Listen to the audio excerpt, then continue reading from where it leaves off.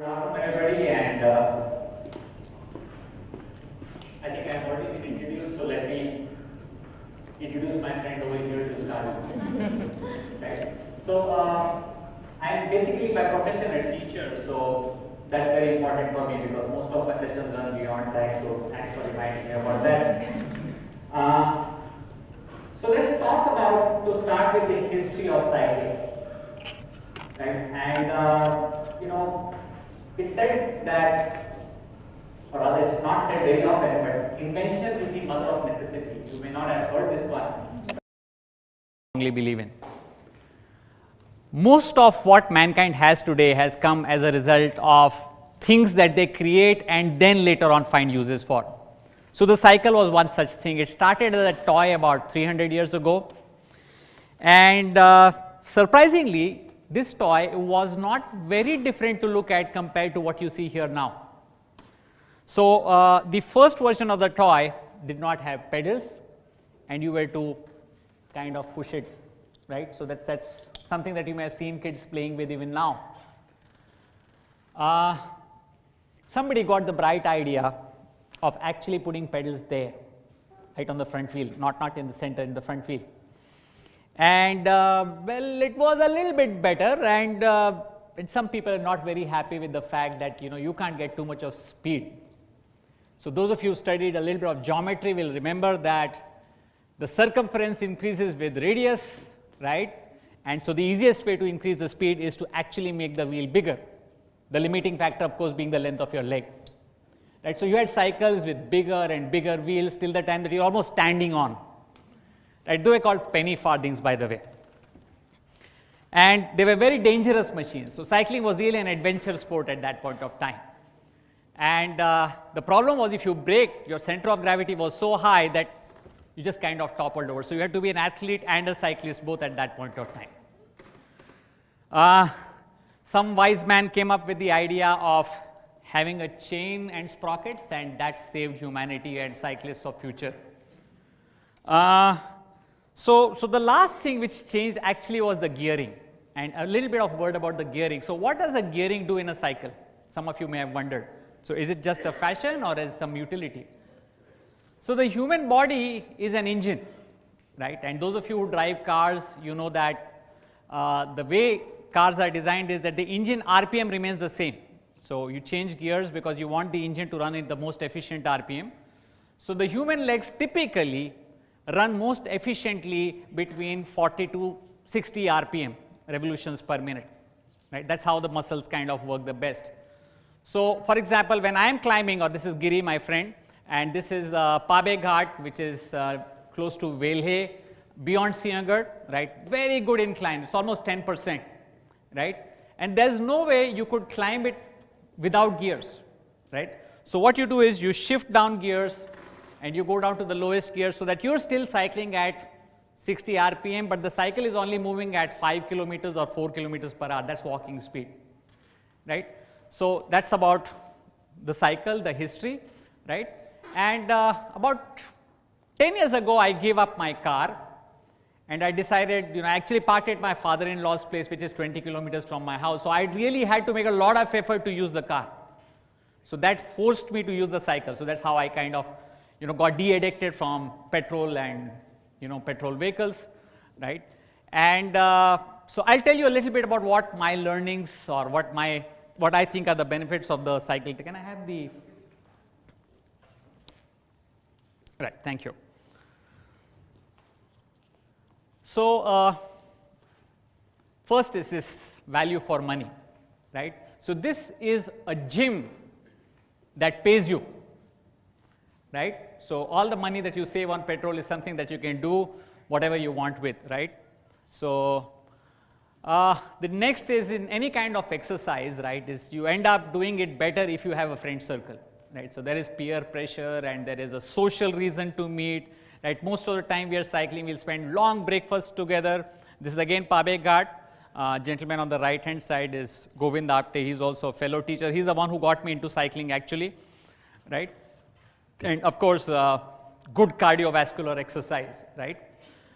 This, by the way, is one of the toughest rides that a cyclist can go through. This is the road from Mysore to Ooty. 36 hairpin bends, gradients of 8% plus continuously, right? And it took almost 6 hours for us to kind of cover a 30-kilometer distance, right? So amazing kind of track. So very good cardiovascular exercise. Apart from cycling, the only other exercise which is good when you age is swimming, right? So this is one exercise. We will come to see how other people are. So every year our group goes to some state and kind of cycle some 400, 500, 600 kilometers in that state, and kind of we come back. So let me take you through what goes behind planning a cycle trip, right? Now India is by and large a reasonably warm country, right? So a cyclist needs to look at season before you start planning. So for a Punekar, the best season is winter, right? For places around Pune and most of the country, right, winter is a good season to cycle, except maybe the Himalayas where it could kind of go a little bit towards March, April, but otherwise December, January, February are the best months for cycling. So when you plan a trip, you need to first look at, so I'm of course assuming that this is a 5-day, 6-day, 7-day trip, right? So you need to know what your halt points are going to be, where you're going to stop at night, right? So you need to look at the map, you need to look at where civilization is, and you need to know, okay, there are hotels around where you can eat and sleep the night over, right? So sometimes the distances could vary based on where your towns are. So this is, by the way, Wellington near Ooty. Another factor that goes into planning is the terrain.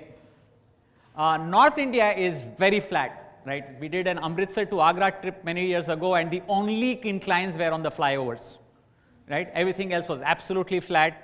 So that's a friend of mine who stays in Oman. She comes down for cycling trips, and this is somewhere on the road from Banaras to Kolkata.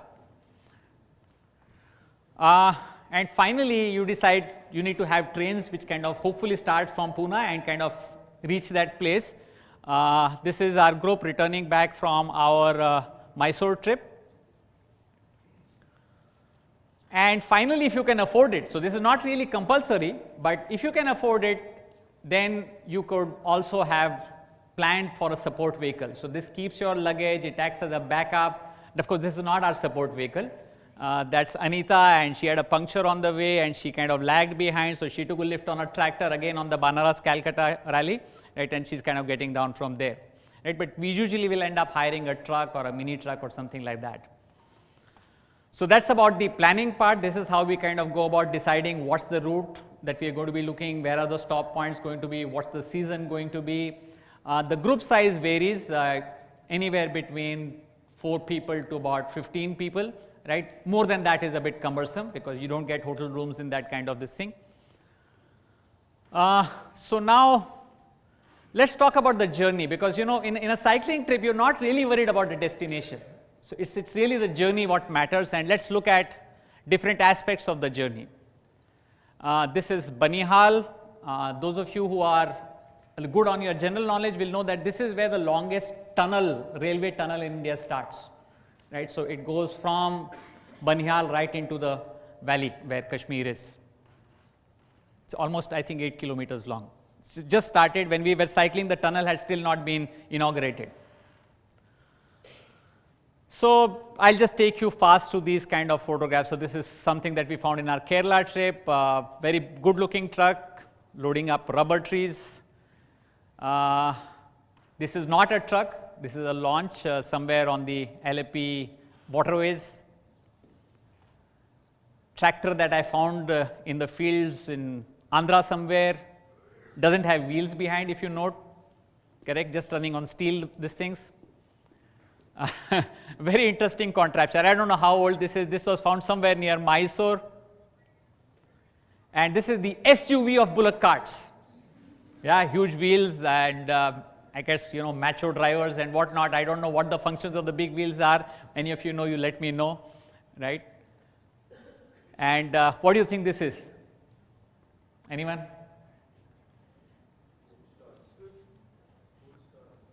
No, it's not a food stall. It's used to carry dead bodies. This was in Kodaikanal. You can see it from the Tamil. Okay, so you end up coming across, so these are probably more familiar to people who stay in Europe. So snowblowers kind of to clear roads in the Himalayas. A Woodley Davidson, the most eco-friendly Harley Davidson that I have ever seen, somewhere in Kerala. And of course, that's yours truly, trying to take a different kind of selfie on the Uti Ghat. That's hairpin bend number 3 or 4, which is kind of, almost at the end of the journey. It's kind of, right. So that's one. So you look at the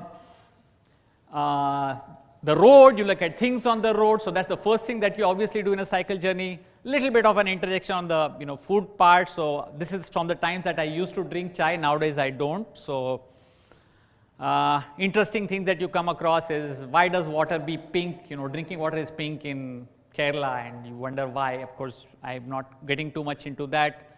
I don't know how they make this coffee, but it tastes quite awesome. That's what my friends told me. This one is an interesting idea that I found somewhere near Rajamundry, right? So as you can see, there's a guy who's actually got sugarcane crushing, juice making stuff, and he's inside a mosquito net, right? So this is to ensure that the hygiene is in and the flies are out. And there's a small window inside the net through which the money exchange and the juice exchange happens, right? So this was, I thought, an amazing kind of jugaad that only Indians can probably think of. Another interesting thing that I found in one of the restaurants that we ate in, so you have a wash basin which is kind of semicircular, so that the food all kind of comes down and it's easier to clean probably, right? So yeah, this is something we found in Assam, right? Now there are 2 eggs inside that bowl, right? And so most of you might think that one of them is a desi egg, the other is the videshi egg, right? So I asked the guy who was preparing this boiled egg for us, I said, what's the difference? Any of you can guess what the difference between the 2 is? Duck and hen. Okay, any other ideas? Boiled and raw is the right answer. Very good. So big hand for whoever said that. So what the guy does, that's a raw egg and that's a boiled egg, and he puts chai patti inside when he's boiling, correct? So he can differentiate between what is to be served to customers and what is not to be served to customers. Okay, I'll rush you through. So this is on the Munnar Road, which we did last year, right? So just a few photographs. Somewhere on the Goa coast, that's a crab's point of view. Munnar again. Very interesting rock formation near Sirsi in Karnataka, not very far from Goa. Can any of you guess what this is? Yeah, ant nest. So yeah, we got the environmentalist sitting over there, so he knows. So very interesting contraption, again caught somewhere near Sirsi. Any guesses about where this is? Absolutely, right? So this is the Makkah for cyclists, right? And this is one trip that I haven't done so far, which I plan to do before I turn 50. That's in the next 2 years. So this is MLK. So cyclists lovingly call it MLK, right? Manali, Leh, Khardungla. Khardungla is of course the highest motorable road in the world. Quickly run you through people. So that's my daughter, and this is Karbi Anglong. This is a district north of the Kazirangas, right? So that's where we were visiting. That's my friend Dattatreya Mendare. He's in the Limca Book of Records for the highest number of blood donations. He comes on with every rally to us. He's only 77 years old. So as I was telling you, you can do it at all ages. It's a dermatologist friend who slows us down because of his photography. That's his colleague there, and as you can see, he's a big, very fond of tea. Look at the size of her tea bag. Okay, lottery sellers in Kerala, fishermen, fresh fish, Bihu celebrations. So these are kind of things you can kind of end up seeing. This is a girl in Udhampur, jewelers in Calcutta inside jails, and finally scarecrows, right? Quickly take you up through what I think I have seen as interesting things in this country, and this is a bridge which actually grows with time. These are made from roots of rivers. This is near Cherrapunji in Meghalaya. That's Laurie Baker, for those of you who are his fans. That's the Center for Development Studies in Trivandrum, no RCC. no steel, everything brick. The building was supposed to last 30 years, it's still there. Tea bags, Munnar, they kind of cut and put it into the bag. A shower coming directly from the stream. Guess what is this? Most of you think it's cable lines. No, it's actually water lines. Again in Meghalaya. Cheap device for joining pipes, right? Saw it in a museum. I don't know what the second hole is for. Any of you know, let me know.